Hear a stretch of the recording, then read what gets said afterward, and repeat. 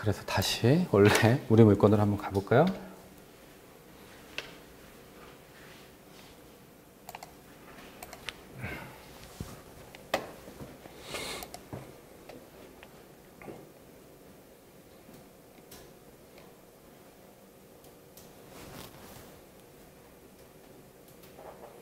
(15억에) (7억에) (5억 3천)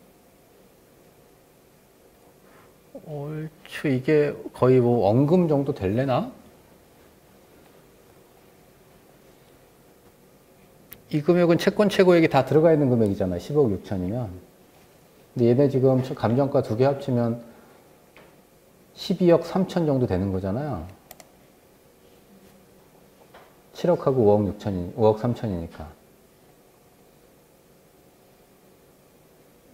그럼 역으로 이 두 개의 물건이 12억 3천인데 감정가는 채권은 15억 정도, 15억 6천이고 이거를 내가 뭐 또 아까랑 똑같은 그림으로 90% 정도의 매입을 할 수 있다 그러면 아니 아까 봤잖아 오전에 밥 먹기 전에 해야 돼 안 해야 돼?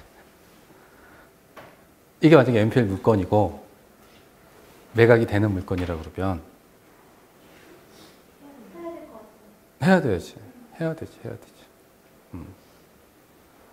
해야 되지.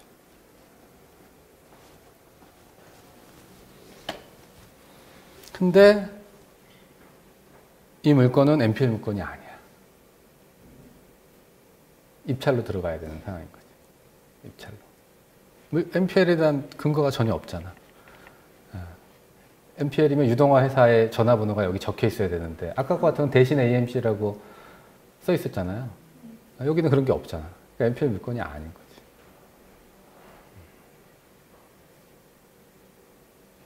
자, 문제 나왔어. NPL 물건은 아니고 감정가는 7억이고 감정 개시일은 8월 18년 4월 8일이니까 금액이 2017년 7월에서 감정을 한 거고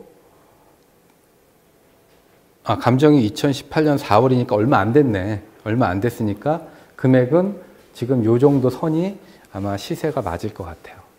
시세가 맞을 것 같아. 그럼 이거 임장할 때 뭐 중점적으로 둬야 될게 첫 번째 뭐가 있을까?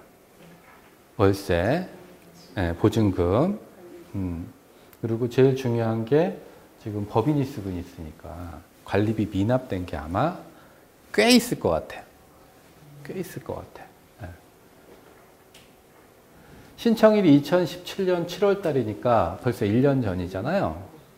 그러면 이게 경매 들어오기 전이니까 3개월 전 정도의 은행 연체가 있을 것이고, 그러면 평수가 지금 이게 전용 47, 35니까 거의 80평 정도 되잖아요. 그러면 80평이면 평당 이게 이게 전용 평수니까 한 4,000원, 5,000원 정도 봐야 되려나? 그럼 그냥 아무것도 안 써도 40만 원은 나오는 거야. 관리비가. 그럼 1년이면 400. 기본 깔려져 있는 거고. 이때 입찰일이 된다 그래도 뭐하고 잔금 납부하고 뭐하고 배당하고 내가 이거 해서 뭐 월세를 내든 뭐 할 때까지 최소 여기서부터 또 3개월 이상의 또 시간이 관리비를 또 내가 내야 되잖아. 그럼 최소 15개월 이상은 15개월에서 많게는 20개월까지의 관리비를 내가 부담을 해야 되는 거야. 그럼 40만 원씩만 잡아도 800만 원 정도의 추가 비용이 들어가야 되는 거지. 그러니까 이거를 경매를 낙찰을 받으려면 그런 비용들까지 다 고려를 해서 시세보다 싸게 받아야 되는 거예요. 응?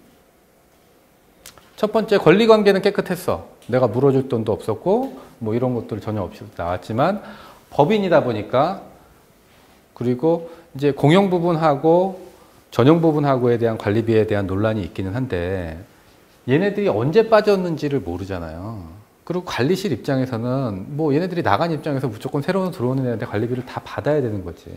그럼 전용 부분만 뭐 우리가 정리를 해줘야 되는 수 있는 부분인데 이제 그런 거 저런 거 확인이 안 돼. 확인이. 그렇다고 레고도 안 돼. 이게 왜? 깎아줄 수 있는 권한을 가지고 있는 사람이 아무도 없어. 아파트 분여회처럼 이런 데가 다 위원회에서 운영을 하기 때문에 누구 하나가 이걸 깎아줘라 마라 할 수 있는 권한이 없어. 그래서 이런 법인들이 갖고 있는 물건들은 NPL이 됐던 경매가 됐던 항상 관리실 가서 미납관리비에 대한 부분들 어느 정도 나올지, 그리고 앞으로 끝나서 배당 끝나서 내가 이거를 할 때까지에 대한 관리비들을 다 책정을 하셔야 돼요. 결국은 이게 시세라고 한다 그러면 관리비 이런저런 거 좀 생각을 하고 전월 월세나 보증금 생각을 해서 입찰을 들어가면 되지. 적정 가격은 얼마일까요? 어쨌든 이 이상은 써야 되잖아. 80% 이상은 최저 경매가니까. 5억 1,100. 그 이상. 난 5억 1,100.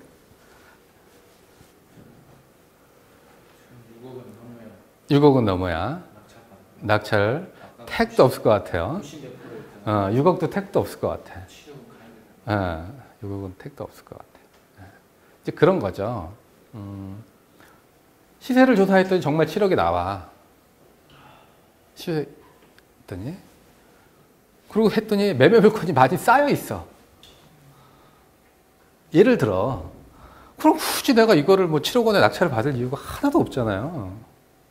그럼 7억 원 주면 내가 인테리어로도 되어 있는 데가 있을 수도 있고, 아니면 인테리어를 해야 되는 상황이 있을 수도 있고, 임차가 맞춰져 있는 경우도 있고, 임차를 맞춰야 되는 경우도 있고, 옵션 값이 다 다르잖아요. 이제 그런 것들을 조사를 해야 되지. 이거에 대한 것들이 끝났으면 이 주변에 있는 이 물건과의 경쟁할 물건들을 조사를 해야 되는 거지. 해야 되는 거지. 그래서 7억이 맞는데 이런 거 저런 거 생각하니까 그래도 내 발품 팔고 뭐 하고 한 5%라도 싸게 사야 되는 거 아닌가. 그러면 한 6억 7천 정도만 사도 내가 그냥 1,000만 원 정도 뭐 이런저런 비용, 얘네 또 이사비를 또 달라고 그럴 수도 있잖아요. 이제 이런 것까지 생각을 해야 되는 거지. 그러면 뭐 6억 7천 사도 그냥 그런 거지 뭐. 그게 싸게 산 것도 내가 봤을 때는 아닌 것 같아.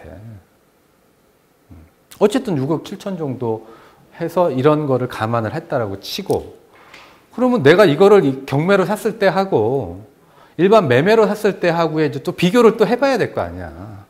7억짜리인데 가봤더니 인테리어가 다 돼 있어. 이 80평을 인테리어 하려고 봤더니 3천만 원은 넘게 들어. 훨씬 넘게. 그리고 임차가 맞춰져 있네? 어떤 거 해야 돼? 어떤 거? 응? 후자를 해야지, 후자를. 근데 우리는 경매 공부를 하면 경매가 싸. 6억 5천에 받았어, 6억 7천에 받았어. 싼 거 같지만 막상 가보면 그렇지 않은 거지. 왜? 공부를 원웨이로만 했으니까.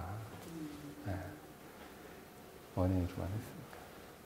그래서 이 물건에 대한 조사, 두 번째, 그 주변의 물건에 대한 조사를 해서 이 물건을 내가 낙찰이 어느 정도 입찰 가격하고 그 가격하고의 다른 물건들하고의 경쟁력을 비교를 해봐서 이게 그래도 그럼에도 불구하고 물건이 없어.